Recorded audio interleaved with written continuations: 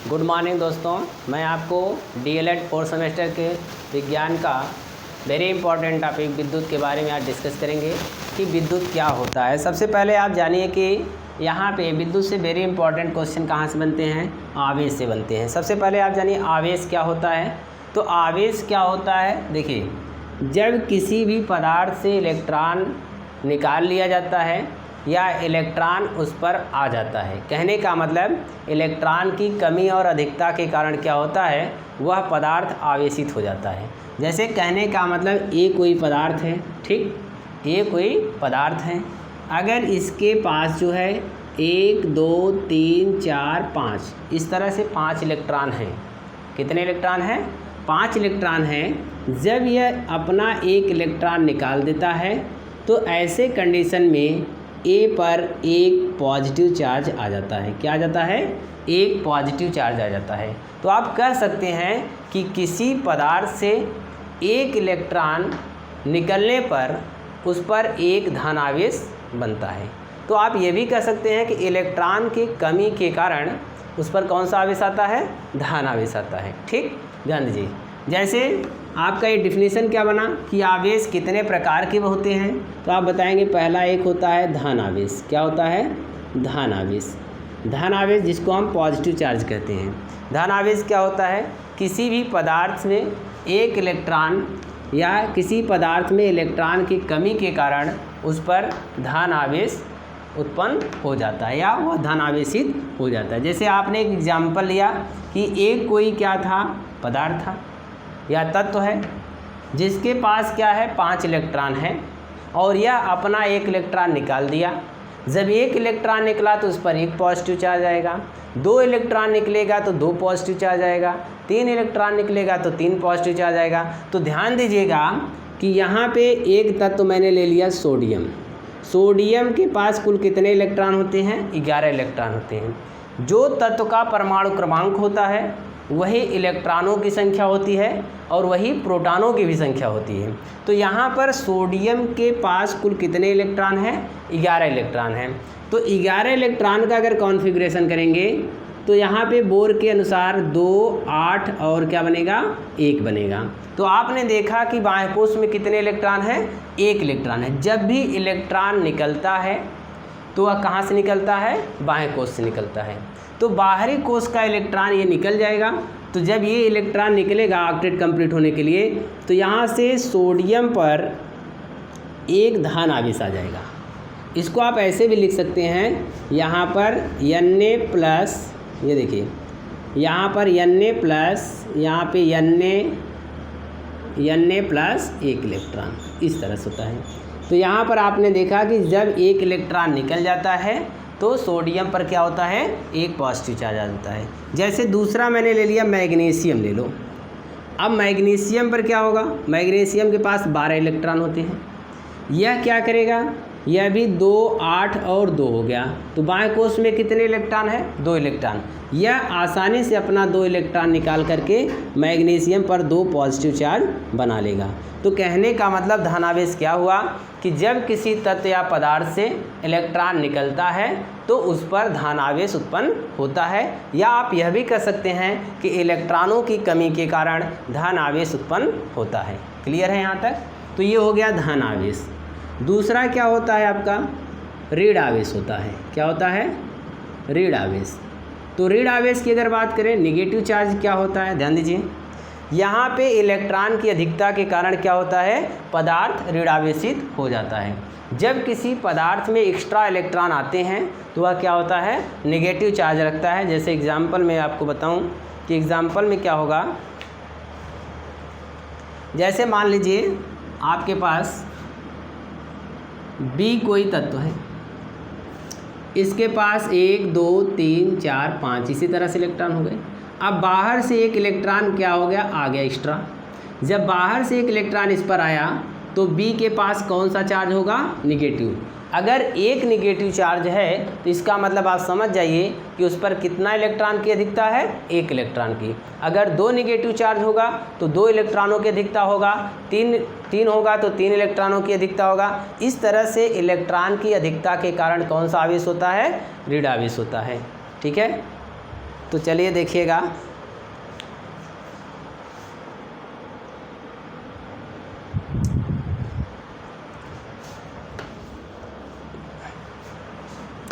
तो डिफिनीशन ध्यान दीजिए। सबसे पहले डिफिनीशन क्या होगा, आवेश का मात्रक क्या होता है। तो आवेश के मात्रक में आपको बताया जाता है कि आवेश का मात्रक कूलाम होता है। क्या होता है? कूलाम होता है। आवेश का मात्रक क्या होता है? कूलाम। आपसे ये क्वेश्चन पूछा जा सकता है कि आवेश का एसआई मात्रक क्या होता है, तो आप बताएंगे आवेश का एसआई मात्रक कूलाम होता है। अब आपसे पूछा जाए एक इलेक्ट्रॉन पर आवेश कितना होता है, तो एक इलेक्ट्रॉन पर आवेश, एक इलेक्ट्रॉन पर आवेश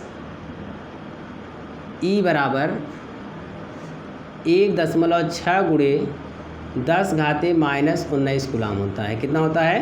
1.6 गुणे 10⁻⁻19 कूलाम होता है। तो धनावेश की डिफिनीशन लिख लीजिए।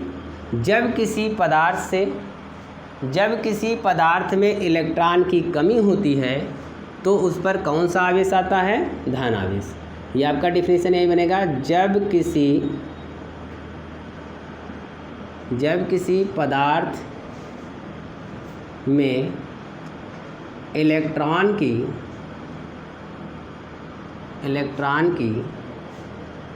कमी होती है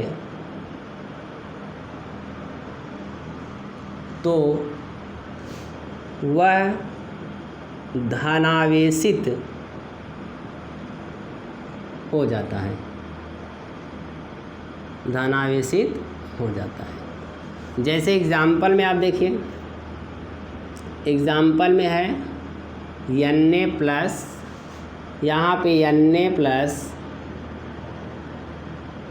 यहाँ से क्या होगा, Na से Na+ हो जाएगा। Na+ कब होगा? जब एक इलेक्ट्रॉन क्या होगा? निकलेगा। तो ये हो गया सोडियम। ऐसे ही मैग्नीशियम पर क्या होगा? 2+ होगा। जब ये क्या करेगा? Mg+2 electron. यहाँ पर देखिए इलेक्ट्रॉन कौन सा निकलता है? बाएं कोष का इलेक्ट्रॉन निकलता है। जब भी निकलेगा कौन सा इलेक्ट्रॉन निकलेगा? बाएं कोष का इलेक्ट्रॉन निकलेगा। तो ध्यान दीजिएगा। तो यहाँ पर धन आवेश की डिफिनीशन पता हो गया आप लोगों को। क्या होता है? जब किसी पदार्थ में इलेक्ट्रॉन की कमी होती है तो वह धन आवेशित हो जाता है। जैसे आपका सोडियम हो गया, sodium Na+, magnesium Na2+, copper Cu2+। इस तरह से आप देखेंगे कि जिस पर जितना पॉजिटिव चार्ज होता है वह उतना जो है इलेक्ट्रॉन को क्या करता है? निकालता है। क्या करता है? निकालता है। तो ये धनावेश क्लियर हो गया। अब दूसरा क्या होता है आपका? ऋण आवेश। दूसरा क्या होता है? सेकंड में आपको मिलेगा, दूसरे नंबर पे आपको मिलेगा ऋण आवेश। ऋण आवेश, देखिए ऋण आवेश मतलब नेगेटिव चार्ज क्या होता है? इसकी डिफिनीशन होगी, जब किसी पदार्थ में इलेक्ट्रॉन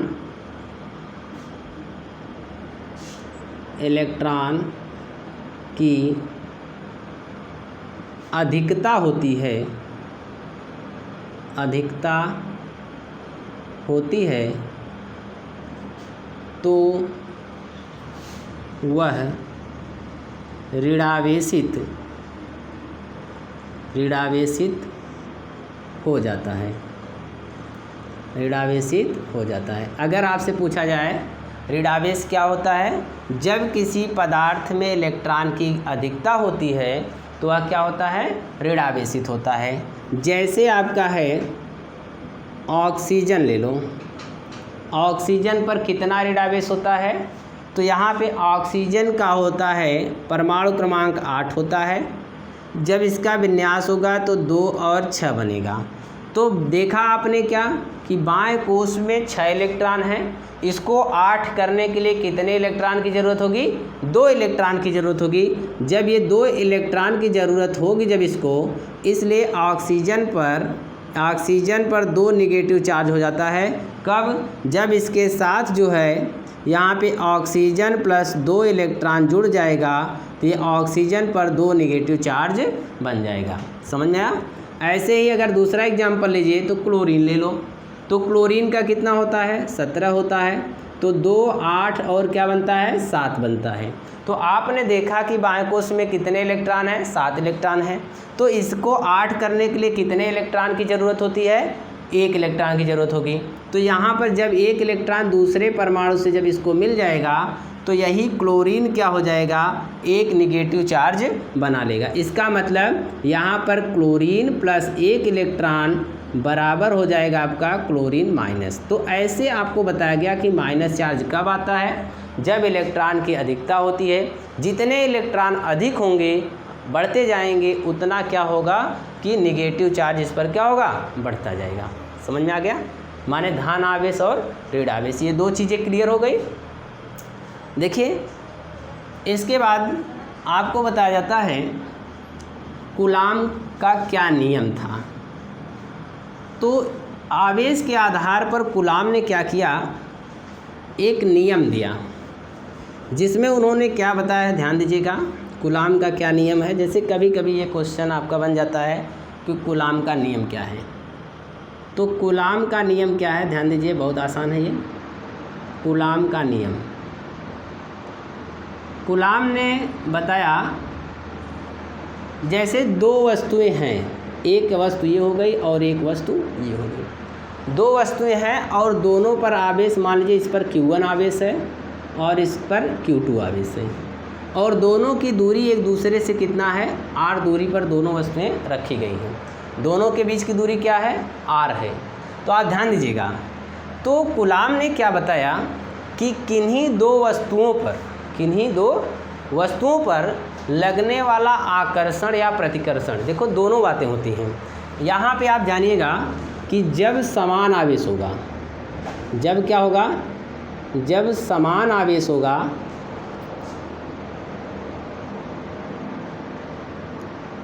समान आवेश होगा तो क्या होगा प्रतिकर्षण होगा। क्या होगा प्रतिकर्षण होगा। जब समान आवेश होगा तो क्या होगा प्रतिकर्षण होगा, और जब विपरीत आवेश होगा, जब क्या होगा विपरीत आवेश होगा तो क्या होगा प्रतिकर्षण होगा। तो आकर्षण यहाँ पे हो जाएगा, क्या हो जाएगा आकर्षण। माने जब विपरीत आवेशों के बीच में क्या होता है आकर्षण बल काम करता है, एक धन आवेश है और दूसरा ऋण आवेश है, तो ऐसे कंडीशन में क्या होगा आकर्षण बल काम करेगा। और एक आपका दोनों अगर धन आवेश हैं या दोनों ऋण आवेश हैं तो ऐसे सिचुएशन में क्या होता है प्रतिकर्षण बल कार्य करता है। तो मैंने आपको बताया कि कूलाम ने कहा कि अगर 2 वस्तुएं हैं Q1 Q2 आवेश हैं और इनके बीच की दूरी अगर r है तो ऐसे कंडीशन में आप कह सकते हैं कि इन दोनों वस्तुओं के बीच लगने वाला आकर्षण या प्रतिकर्षण बल जो होता है इनके आवेशों के गुणनफल के समानुपाती कहो। क्या होता है समानुपाती होता है। माने Q1 गुणे Q2, माने आपको बता दिया गया कि इन दोनों वस्तुओं पर लगने वाला आकर्षण या प्रतिकर्षण बल जो होता है वह इन आवेशों के गुणनफल के क्या होता है अनुक्रमानुपाती होता है, और इनके बीच की दूरी के वर्ग के व्युत्क्रमानुपाती होता है। ये कूलाम का नियम है। ध्यान दीजिए, कूलाम ने बताया कि 2 आवेशों के बीच लगने वाला आकर्षण या प्रतिकर्षण बल जो होता है वह इन आवेशों के गुणनफल के अनुक्रमानुपाती होता है और बीच की दूरी के वर्ग क्या होता है व्युत्क्रमानुपाती होता है। और इसी के आधार पर कूलाम का जो कॉन्सेप्ट बना वह F directly proportional to Q1 Q2 बटा क्या बन गया r² बन गया। एकदम साधारण है, समझ जाइएगा। यहाँ पे यही कूलाम का क्या है नियम है। ठीक, बस समझ में आया कूलाम का क्या नियम है। तो कूलाम के नियम में आप लिख सकते हैं कि इस नियम के अनुसार, यहाँ पे देखिए मैं आपको बता दिया कि कूलाम का नियम फिर से एक बार समझ लीजिए क्या होता है। कूलाम ने क्या बताया कि किन्हीं 2 बिंदु आवेशों के बीच लगने वाला आकर्षण या प्रतिकर्षण बल उन आवेशों के गुणनफल के अनुक्रमानुपाती होता है और बीच की दूरी के वर्ग के व्युत्क्रमानुपाती होता है। इसलिए आपको बताया गया F directly proportional to Q1 Q2 बटे आर स्क्वायर, माने F जो है वह Q1 Q2 बटे आर स्क्वायर के क्या होता है, अनुक्रमानुपाती होता है। बात क्लियर हुआ। इसका मतलब आप समझिए, अगर आवेश का मान बढ़ेगा तो बल का मान बढ़ेगा, अगर दूरी बढ़ेगी तो बल का मान घटेगा, अगर दूरी घटेगी तो आकर्षण बल बढ़ेगा। ये कॉन्सेप्ट क्लियर हो गया, बताइए। चलिए, ये तो हो गया कूलाम का नियम। वहाँ आपको लिखने के लिए आएगा कि कूलाम के नियम से आप क्या समझते हैं, उल्लेख कीजिए। तो आप कूलाम के नियम में लिखेंगे, किन्हीं दो बिंदु आवेशों के बीच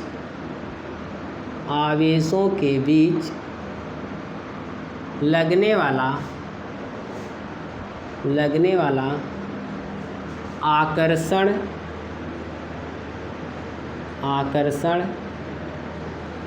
या प्रतिकर्षण बल उन आवेशों के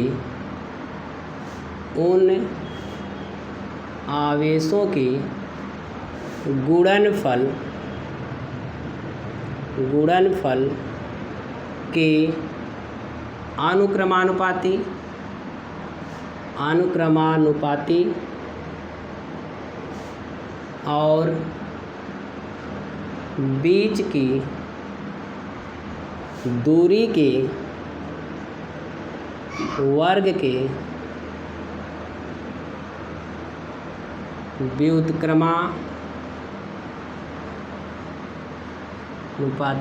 व्युत्क्रमानुपाती होता है।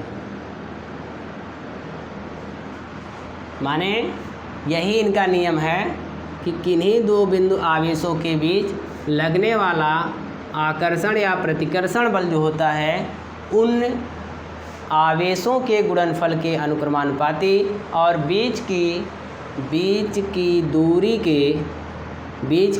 के वर्ग के व्युत्क्रमानुपाती होता है। माने आप ऐसे इसको मैथमेटिकल में भी समझा सकते हैं। F directly proportional to Q1 Q2, ये समीकरण 1 हो गया, माने आवेशों के गुणनफल के अनुक्रमानुपाती हो गया। और F inversely proportional to R square, इसका मतलब क्या होगा, बीच की दूरी के वर्ग के व्युत्क्रमानुपाती हो गया। इन दोनों समीकरण की सहायता से यहाँ लिख सकते हैं, समीकरण 1 और 2 से क्या बनेगा आपका, F directly proportional to Q1 Q2 बटे आर स्क्वायर।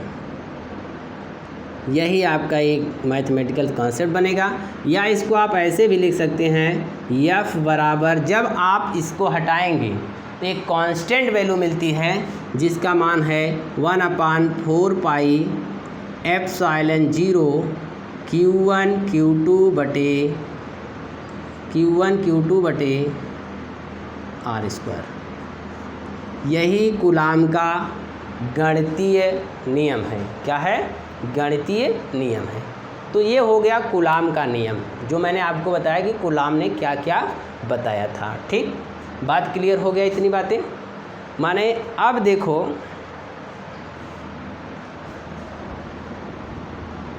ये तो हो गया कूलाम का नियम।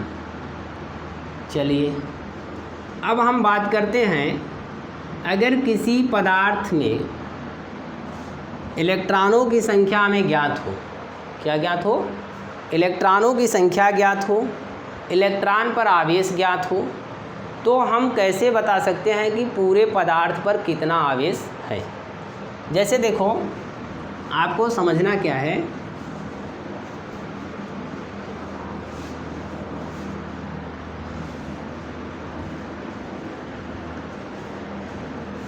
देखिए यहाँ पर आपको बताया जाता है, जैसे मान लीजिए कोई पदार्थ है, इसमें 1 2 3 इलेक्ट्रॉन हैं। कितने इलेक्ट्रॉन हैं, 3 इलेक्ट्रॉन हैं। और आपसे पूछा जाए तो इस पर आवेश कितना होगा।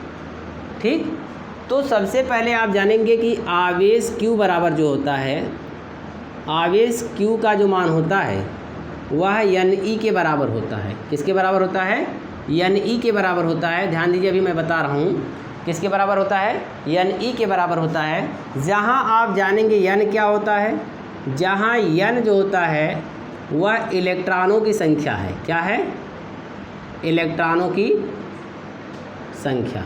ध्यान दीजिएगा, यहाँ पर आपको बताया गया N क्या है, इलेक्ट्रॉनों की संख्या है।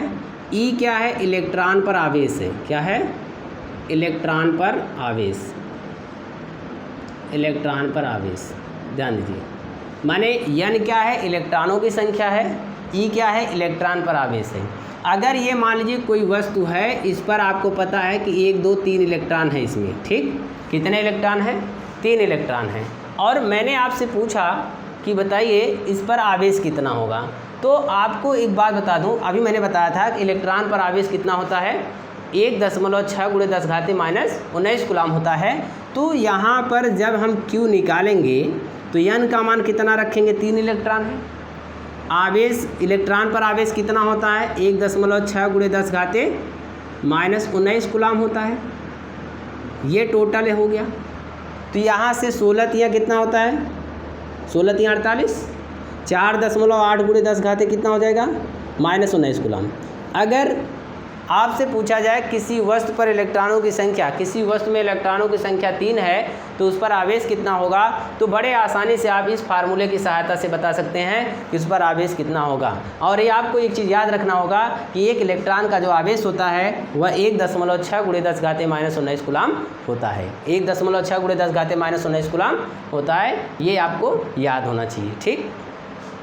तो इसको कैसे लिखेंगे, आपका लिखने का इसका ये तरीका होगा,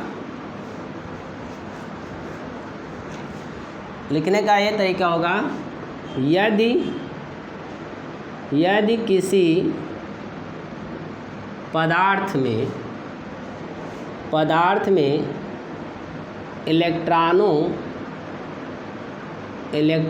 की संख्या n तथा इलेक्ट्रॉन पर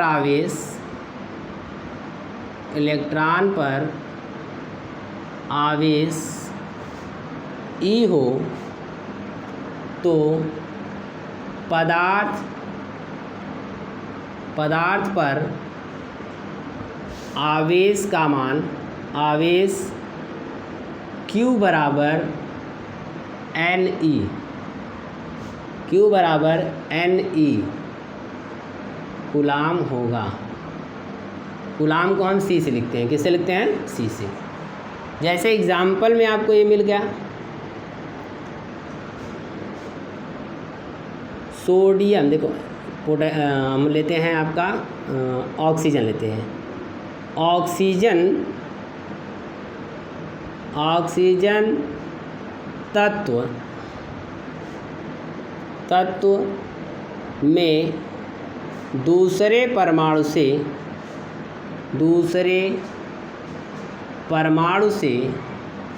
2 इलेक्ट्रॉन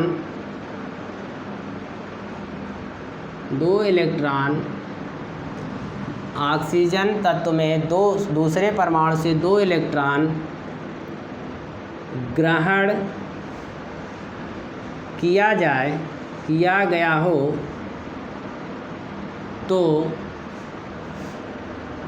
ऑक्सीजन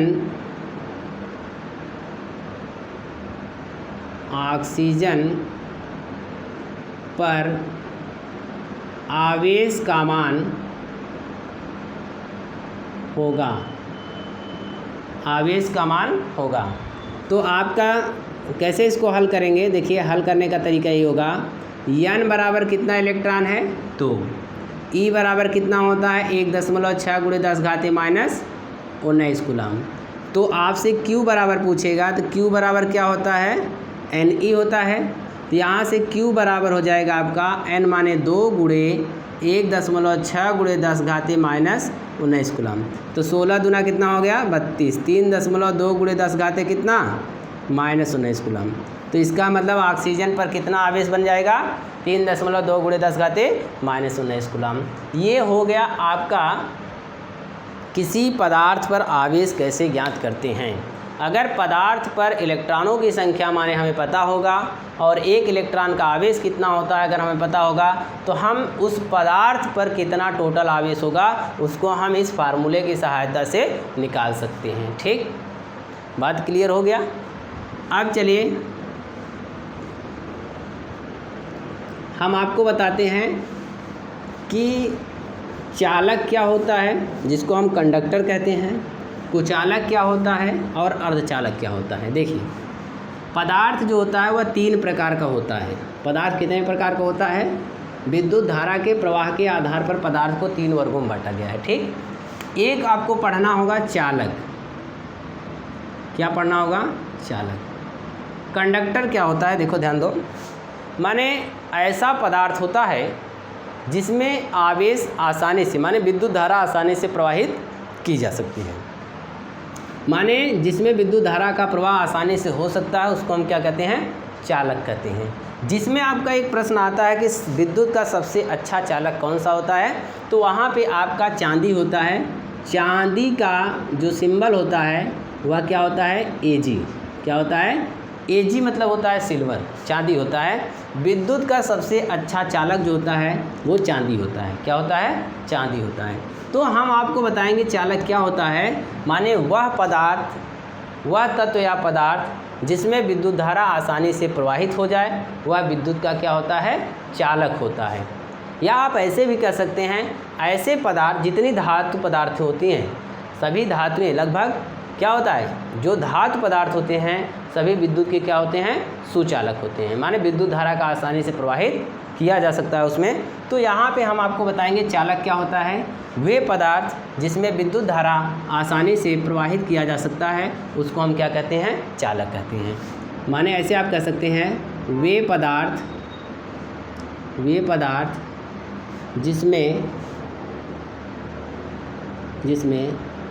विद्युत धारा आसानी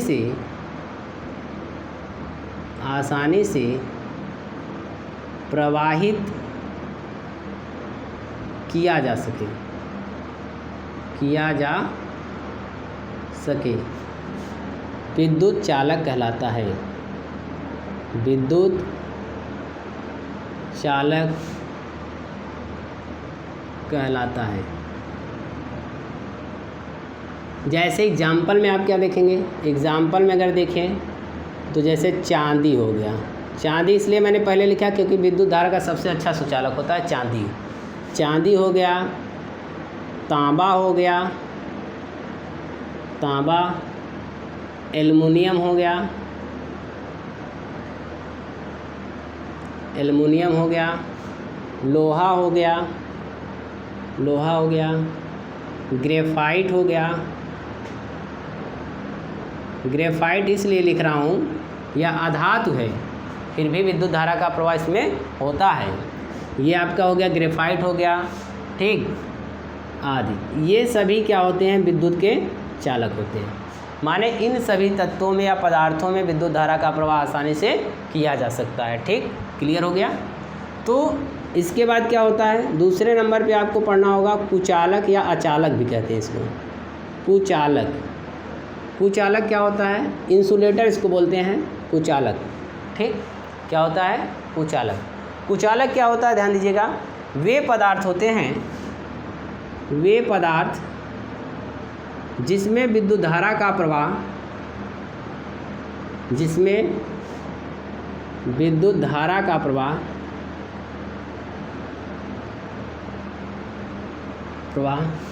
बिल्कुल नहीं होता, बिल्कुल नहीं होता है। ठीक, कुचालक कहलाते हैं। क्या कहलाते हैं? कुचालक कहलाते हैं। माने वे पदार्थ होते हैं जिसमें विद्युत धारा का प्रवाह बिल्कुल नहीं होता है, उसको हम क्या कहते हैं? कुचालक कहते हैं। जैसे आपका एग्जाम्पल में क्या बनेगा? एग्जाम्पल देखिए, यहाँ पे एग्जाम्पल में आप ले लो, जैसे प्लास्टिक हो गया, प्लास्टिक हो गया, ठीक। कागज़ हो गया, ये तो सामान्य मैं बता रहा हूँ, कपड़े हो गए। ठीक, अगर हम तत्व की बात करें तो यहाँ पर O2 हो गया, N2 हो गया, CO2 हो गया। ठीक, समझ रहे हैं ना। और इसके बाद कार्बन हो गया, और सल्फ़र हो गया। ये सब जो तत्व होते हैं इसमें भी विद्युत धारा का प्रवाह संभव नहीं होता है। माने क्यों नहीं होता है, इसको समझ लो कि देखो इसमें क्या होता है, जो आपका ये होता है माने चालक होता है, इसमें मुक्त इलेक्ट्रॉन होते हैं। क्या होते हैं? मुक्त इलेक्ट्रॉन होते हैं। जिसके पास फ्री इलेक्ट्रॉन होता है उसमें विद्युत धारा का प्रवाह होगा, माने वह चालक होगा। ठीक, और जिसके पास कोई फ्री इलेक्ट्रॉन नहीं होगा, मुक्त इलेक्ट्रॉन नहीं होगा, जो फ्री हो माने घूमने के लिए स्वतंत्र हो, तो ऐसे तत्वों में विद्युत धारा का प्रवाह संभव नहीं होता है। बात समझ आया? तो चालक क्या हुआ कि जिसमें विद्युत धारा का प्रवाह आसानी से हो सके वह चालक होता है, जिसमें विद्युत धारा का प्रवाह आसानी से ना हो सके वह कुचालक होता है। अब इसके बाद आपको एक और मैं पढ़ा देता हूँ कि एक होता है अर्धचालक, माने चालक और कुचालक दोनों गुण रखने वाले तत्व को हम क्या कहते हैं? अर्धचालक। देखिए ये भी क्वेश्चन आपका यहाँ से बनता है कि अर्धचालक से आप क्या समझते हैं, उदाहरण से समझाइए। ठीक, तो अर्धचालक क्या होता है, ध्यान दीजिएगा। अर्धचालक सेमीकंडक्टर इसको बोलते हैं। क्या बोलते हैं? सेमीकंडक्टर बोलते हैं। ध्यान दीजिएगा, अर्धचालक क्या होता है? वे तत्व होते हैं, वे तत्व जो विद्युत के चालक तथा कुचालक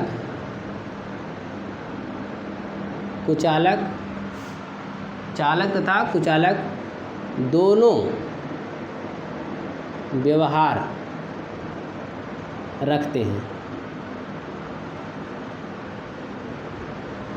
माने वे तत्व जो विद्युत के चालक तथा कुचालक दोनों व्यवहार रखते हैं उसे क्या कहते हैं? अर्धचालक कहते हैं। जैसे आपका क्या होगा, इसमें देखिए सिलिकॉन हो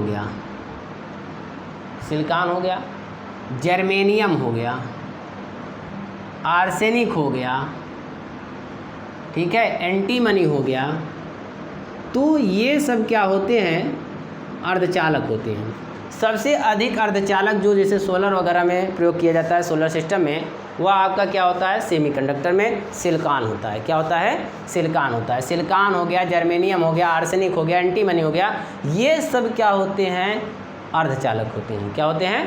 अर्धचालक। देखो ध्यान दो कि यहाँ पे अर्धचालक की अगर बात करूँ तो अर्धचालक में क्या होता है कि सबसे पहले आप जानो कि अर्धचालक में आपको बताया जाता है कि यह पहले कुचालक होता है। क्या होता है? कुचालक होता है। और जैसे ही इसका ताप क्या करते हैं? बढ़ाते हैं। ताप क्या करते हैं? बढ़ाते हैं।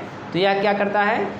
चालक जैसा व्यवहार करने लगता है। समझिए, जब इसका ताप बढ़ाते हैं तो इसमें कुछ फ्री इलेक्ट्रॉन जनरेट हो जाते हैं।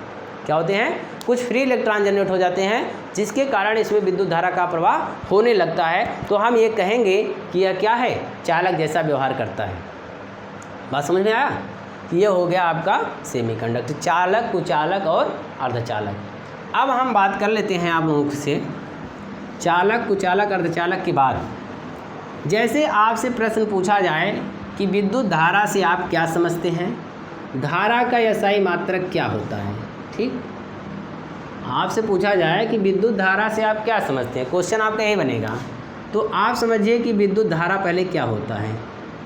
विद्युत धारा, अब आप यहाँ ध्यान दीजिएगा, विद्युत धारा इलेक्ट्रिक करंट क्या होता है। अगर आपसे विद्युत धारा के बारे में पूछा जाए कि विद्युत धारा क्या होता है, तो आपका सटीक डिफिनीशन क्या होगा कि आवेश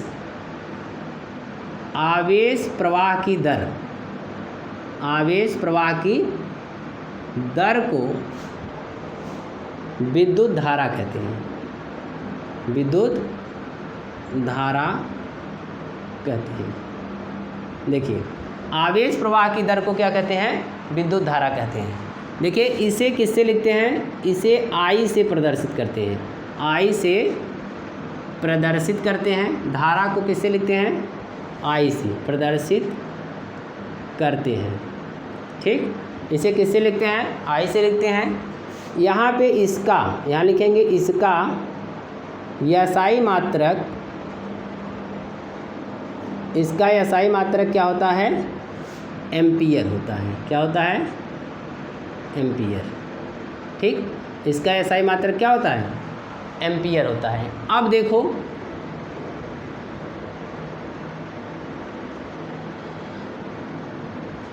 यहाँ पे लिखिएगा विद्युत धारा I बराबर, विद्युत धारा I बराबर आवेश